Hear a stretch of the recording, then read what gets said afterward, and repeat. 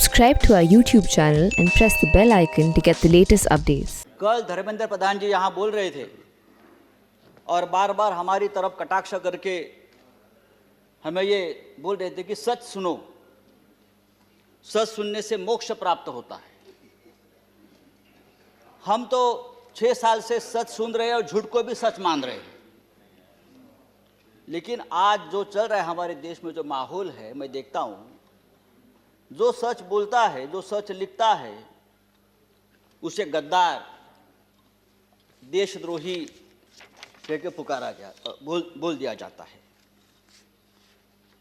कल इस बारे में चर्चा हम लोगों ने की, दिग्विजय साहब ने बहुत उस बारे में कहा है।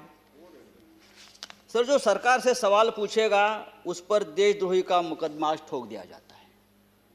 कितने नाम मैं आपको बता सकता हूँ। हमारे सदन में संजय सिंह, जो हमारे सदस्य है संजय सिंह, उसके ऊपर देशद्रोह का मुकदमा है। राजदीप सरदेसाई, जाने माने पत्रकार, जिसको हमने सरकार ने पद्मश्री दिया है, पद्म पुरस्कार सम्मानित किया है, उसको हमने देशद्रोही बना दिया है।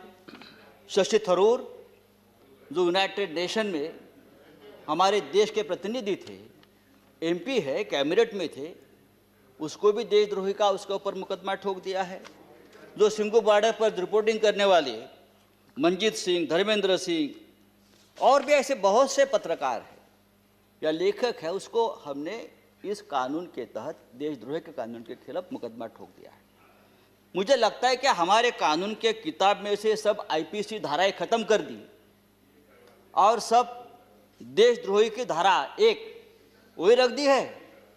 डोमेस्टिक वायलेंस हो तो भी देशद्रोह का मुकदमा आप ठोक देंगे।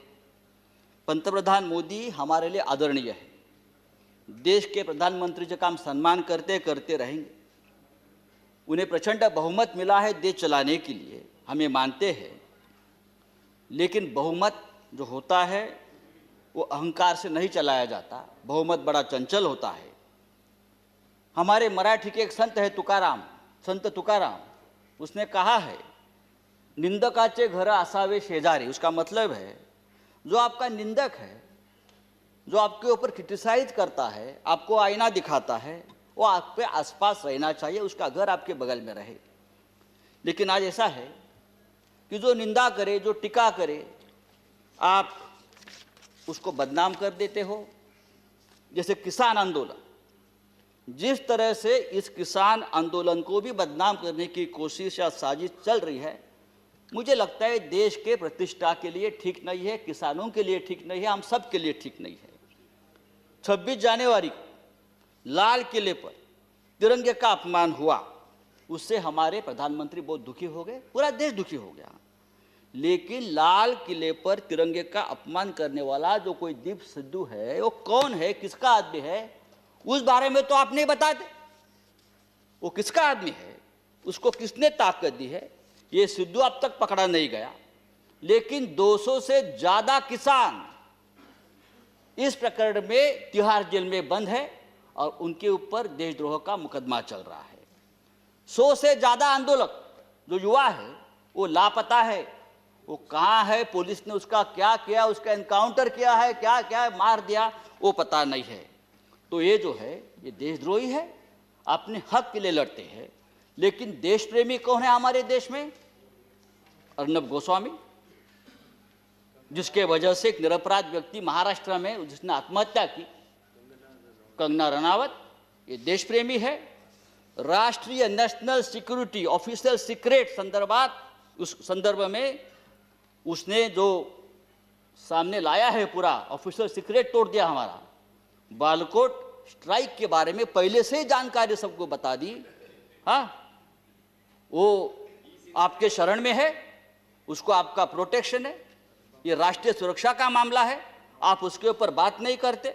और यही आदमी, यह अर्नब गोस्वामी, जो हमारे मंत्री बैठे हैं वहाँ, प्रकाश जावड़ेकर जी, हम उसका आदर करते हैं, हमारे महाराष्ट्र से, क्या लिखा उसके बारे में, प्रकाश जी के बारे में, जो उसने पूरा जो आप संभाषण, जो डायलॉग आया है ना, तो एक कैबिनेट को भी ये ठीक नहीं है, हमारे सरकार को ठीक नहीं। एक मंत्री के बारे में एक टीवी एंकर जिस भाषा का इस्तेमाल करते, अरे हम छोड़, हम राजनीति में, हमारे बारे में आप कुछ भी बोलो, हम सहन लेंगे।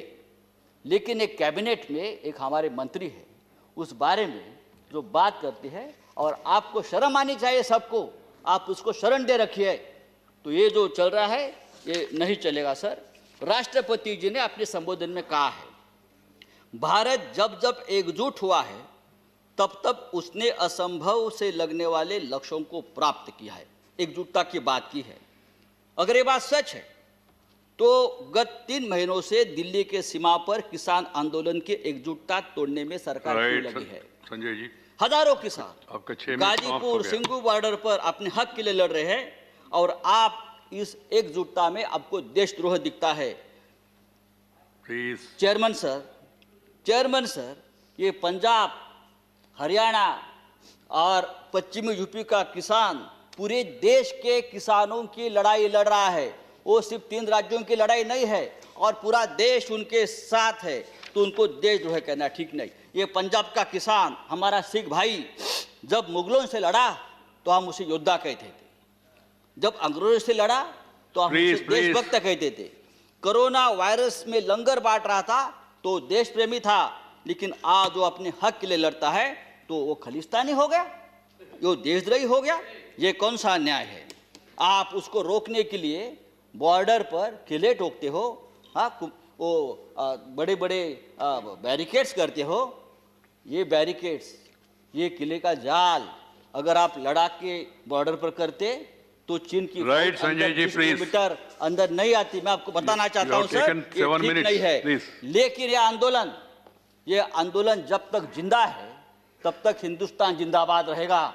ये आंदोलन ही हमारी ताकत है, ये देश की ताकत है। Thank you very much. 3 कृषि कानून, श्री रामदास अठवाले, श्री रामदास अठवाले, ये 3 कृषि कानून के बारे में नहीं, मैं क्या करूं? आप बाकी राइट, राइट।